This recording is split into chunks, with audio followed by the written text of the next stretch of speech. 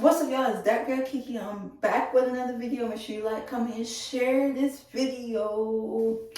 So yes, y'all can see from the title, I'm going to be talking about my top favorite black movies. So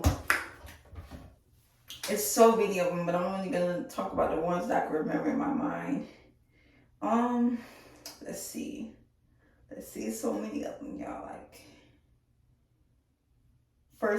one of my first top favorite black movies is Poetic Justice. I honestly can say like the energy that Janet and Tupac was giving each other, it felt like it was real chemistry, but we know Janet was not feeling it like that. Like she was trying to play hard to get, but I felt like that movie really it was cute. It was really nice and adorable. Like I felt like that was a good movie. Like I enjoyed watching that growing up. So my next favorite black movie I'm gonna talk about Juice. I'm not gonna lie, y'all, Tupac played that role really good. Like that role really fit him. Like even though it was crazy how everything ended in that movie, but I felt like that role that Tupac played, nobody could play that role better than him. He did that movie was really dope. Like it was cool. Like I enjoyed watching that growing up and thinking like, dang, like that's really life for you, like real life. Yeah. So I enjoyed it. Like I really did. Like Poetic Justice and Juice, those were one of my favorites. So another one. There's so many, y'all. So excuse me. I'm just trying to get through this and make sure that I didn't forget any of what I can think of so far. The next favorite black movie, Thin Line Between Love and Hate. And the reason why I say this, that's one of my favorite is because not only it talks about, well, it shows what happens in real life. Like even though it was a movie, but it shows what happened in real life when it comes to relationships and how you have to protect your energy and protect yourself. Martin, he did play that role good, and the lady, she definitely played that role good because in my personal opinion, I don't think she was wrong for what she did because she warned him. She said, do not play with me. Do not play with me. If you're not serious with me, I'd rather you leave me alone. But Martin kept insisting on talking to the lady. She warned him. So at the end of the day, I feel like it was kind of his fault for still trying to pursue her after she warned him for playing with her feelings. And if he's not serious about her, just leave her alone. And that's real life. That's how I feel like in real life. Like, if you don't want nothing to do with me, for real, don't waste my time. Why continue to talk to me and be around me if you don't want nothing to do with me? But that's really real life, y'all. Like, and I feel like that's one of my favorite top black movies because it also like depicts and shows an example of what relationships or situationships is like if you keep dealing with a certain situation or a certain person. So yeah, the lady did warn Martin to leave her alone if he wasn't serious.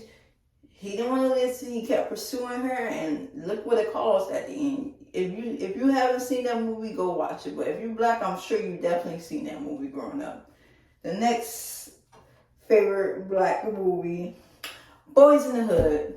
That was definitely one of my favorite movies growing up. Like even though it was sad about what happened to Ricky, but I feel like it shows what happened. It's basically showing the lifestyle of going to school or if you're not going to school, living that fast lifestyle. So I feel like Ricky just got caught up. He wasn't in that fast lifestyle. He just got caught up in the neighborhood because of who his friends were. And not only that, his brother. So basically, like, it just felt like, dang, like, even though we know his brother didn't set him up, it kind of looked like that growing up. You would think that his brother set him up. But then it took for me to really grow up and watch that movie over and over again to understand why it happened. And it's just crazy. If you never seen that movie, you definitely need to go watch it. But if you're black and you ain't seen that movie, something wrong with you. Go watch it. Boys in the Hood was definitely one of my favorites growing up. Definitely top favorites. It was sad, but it was one of my favorites. So, another one. What's another one? Growing up. Like it's so many of them. Set it off.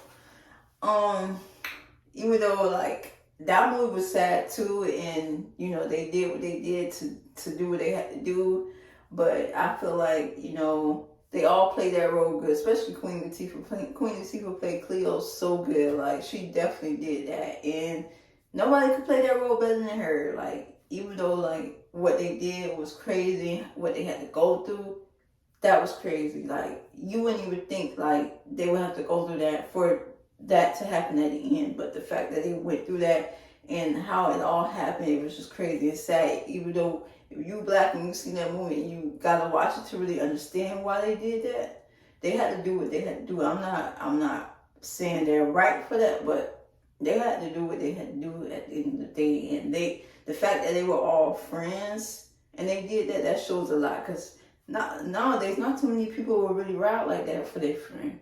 Not too many people will ride like that and go do that for their friend. Like, so yeah, y'all, that movie was sad, but it was crazy. The next movie, I feel like Love and Basketball is definitely one of my favorites as well because it shows the ups and downs of a relationship. And in my opinion, I feel like now that I'm older and understand, I feel like they both was toxic for each other. Even though, yeah, Quincy, he was toxic and he was wrong for what he did to Monica, but Monica was also wrong as well because I feel like Monica, she went to do her own, they both was doing their own thing, they both was in college and they had to do what they had to do, but I feel like, how can I put it? I don't think that she was toxic, I just feel like she wasn't trying to like, how can you say it, like although she knew like how he was and how he was when they was kids, the fact that she kept trying to pursue him, and he basically with his actions showed her so many times that if she wasn't willing to give him all that attention, somebody else would give him that attention. And that's why I feel like Q was wrong at that, because he expected Monica to miss curfew just to sit there and talk about what's going on with him, which is understandable that that's his girlfriend, but at the same time, why should she have to miss curfew to hear you vent about your problems with your people or whatever you're dealing with? You feel me? Like that, I just feel like that was at the wrong time. He was venting to her, and they could have made a better way to talk about that instead of expecting for her to miss curfew. So because she chose not to miss curfew, you want to go out and cheat on her. So yeah, that was one of my favorites growing up, but it still made me upset that he did her like that and that she still pursued him and went back to him at the end and played for his heart. Like it was cute, but sad and looked kind of crazy at the same time, the way that ending happened. So yeah. Let's see. Another one. So many, y'all. It's so many of them. So many. Another one that I grew up liking, Baby Boy. Baby Boy was definitely on my TV a lot, playing on my TV a lot, and only because I feel like the fact that they actually show, again, another black relationship that's toxic and how to deal with it, and the fact that Jody was still living with his mama, and on top of that, his mama boyfriend didn't like him, and they were always getting to it or wasn't seeing eye to eye, and then the fact that Yvette knew that Jody wasn't good for her, but she still let him stay with her. That just shows a lot, like that shows a lot, and it's crazy because that's what's really going on in today's generation, and we should not have to put up with that, We really shouldn't. Like, it should not have to be that way. So another black movie, Love Don't Cost a Thing. I know it's not really the 90s, but I'm just talking about my top favorite black movies. Love Don't Cost a Thing, because I feel like that movie was definitely one of my favorite, for real, like growing up. The fact that Paris, even though she was a popular girl, she was one of the most popular girls in school. She seen Alvin for who he was, even though she was trying to change him, but when she started helping him and he started feeling himself and switching up on her, I felt like at the end of the day, I feel like they're both wrong, because she tried to change him. Then once she helped him and he became who he became, he switched up. Like you don't do that. When somebody try to help you, what makes you think it's okay to switch up on them? And that was the main person you were trying to go after. That was the main person you liked, but because they helped you become like them as well, you felt like, okay, well, I'm popular now. I'm that popular guy. I can get any girl I want. That's the energy Alvin was giving me when Paris helped him become popular as well. And y'all seen what she was talking about. Being popular is not what it's about, and that's why I have to put this That's why I had to talk about this movie as well in this video, because we live in that kind of generation where people want to chase after popularity instead of being themselves, instead of finding a natural way and a better way of going about things to get where they want to be. They feel like they gotta fit in. No, you don't gotta fit in. So with Love Don't Cost a Thing, that also showed me you could be yourself and come up. You don't have to follow the crowd or follow the trends. And the fact that Alvin did that to her and played her like that, it was wrong. But y'all seen like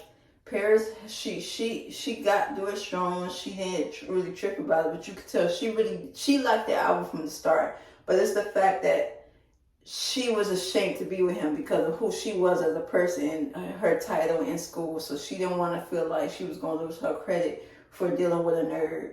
Which I honestly feel like even if she would have never changed him, if he would have just been the nerdy old Alvin, they still would have been cute in the movie, but people would have been picking at her, and then she would have ended up turning into that nerdy girl. I want to know what it would have been if it was the other way around. If it was a nerdy girl talking to a popular guy, would y'all think that movie, the way it was, would y'all think it still have been that way? Let me know what y'all think. So, yes, y'all. Let's see what else I can think about. I think that's it for now because there's so many of them, and you know, I gotta do my research on more of these movies because I've seen all the black movies growing up. Majority of them I've seen. So other than Friday, I've seen majority of these black movies that we all love. So let me know what y'all think. I'm most likely gonna do a part 2, but these are my top favorite black movies. What is y'all favorite top black movies? Let me know in the comment. Make sure you like, comment, and share this, y'all. Thank y'all for the support, though. I really appreciate it. What else I want to talk about? So yeah, I'm sorry, y'all. I just got so much to do all at once, but don't mind me. Like I said, like, comment, share this movie.